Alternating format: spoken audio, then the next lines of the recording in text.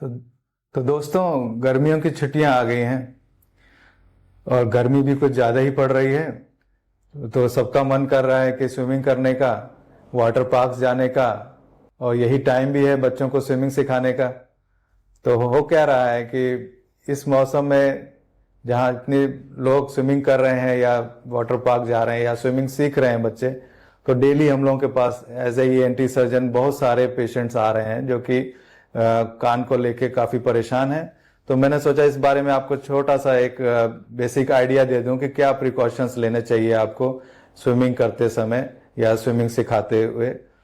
तो इसमें मेन चीज़ क्या होती है कि जब आप किसी वाटर पार्क जाते हैं या किसी स्विमिंग पूल में या किसी नदी में या कहीं पर भी बच्चे स्विमिंग करते हैं या बड़े लोग करते हैं, तो सबसे पहले तो आपको यह ध्यान देना है कि वहाँ का पानी थोड़ा सा हाइजीनिक हो, इन्फेक्टेड ना हो।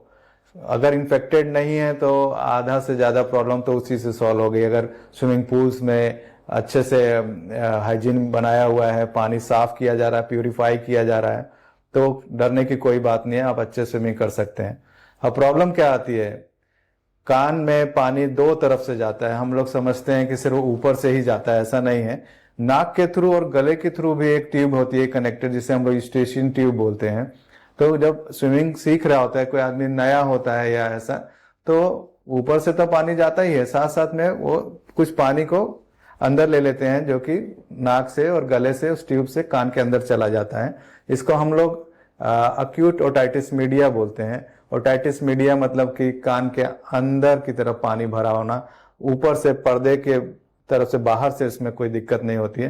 पेन होने लगता है कान के अंदर और दिक्कत आती है उसमें।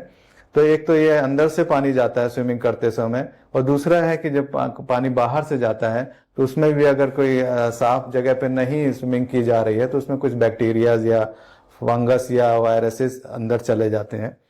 तो ऐसे में करना क्या है, एक तो साफ जगह चूज करें जहाँ का पानी प्यूरिफाइड हो। दूसरा, स्विमिंग करते समय थोड़ा सा ध्यान रखें कि ईयर प्लग्स लगाएं, ऊपर से कोई पानी उन्हें ना जाने पाए।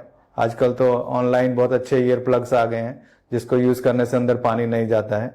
और तीसरा चीज है कि अगर ये प्रॉब्लम हो ही जाए तो कम से कम उसको अपने से खुजलाएं नहीं, ईयरबड्स वगैरह लेके साफ ना करें। उससे क्या होता है, स्किन इरोड हो जाती है और बैक्टीरियाज को, वायरस को, फंगस को और स्पेस मिलता है उस कान के कैनाल में ग्रो करने का, जिससे कि वो फैलता है और दिक्कत करता है। कम से कम अगर कुछ चला ही गया है तो आप उसको अपने से खुजलाएं ना, अपने से बहुत साफ करने की कोशिश ना करें। और सेकंड चीज जो इम्पोर्टेंट है, कम से कम उसमें कोई तेल वेल ना डालें। तेल डालने से बैक्टीरियाज को और भी अच्छा एक माध्यम मिल जाता है उसमें ग्रो करने का। आपको अगर ऐसी कोई प्रॉब्लम आ रही है तो आप किसी अच्छे ENT सर्जन को जाके मिलिए और उनसे ही ट्रीटमेंट कराइए। वो देखेंगे, डायग्नोस करेंगे कि ये ओटाइटिस मीडिया है, अंदर से गया है, तो उसका ट्रीटमेंट बिल्कुल डिफरेंट है। उसमें कोई ईयर ड्रॉप वगैरह नहीं दिया जाता है, उसमें नेजल ड्रॉप और एंटीबायोटिक्स दिया जाता है, नेजल डीकंजेस्टेंट दिया जाता है। अगर बाहर से इन्फेक्शन है, कुछ फंगस है या कुछ बैक्टीरियाज हैं, स्वेलिंग है, तो उसमें वो क्लीन करके कुछ एंटी बैक्टीरियल और कुछ ऑइंटमेंट लगाते हैं कान में, कुछ पैकिंग कर सकते हैं और क्लीन करके कुछ पेन किलर्स वगैरह दे सकते हैं। इसको बहुत लाइटली ना लें। कभी कोई ऐसी प्रॉब्लम होती है तो जल्द से जल्द ENT सर्जन को दिखाएं। Thank you.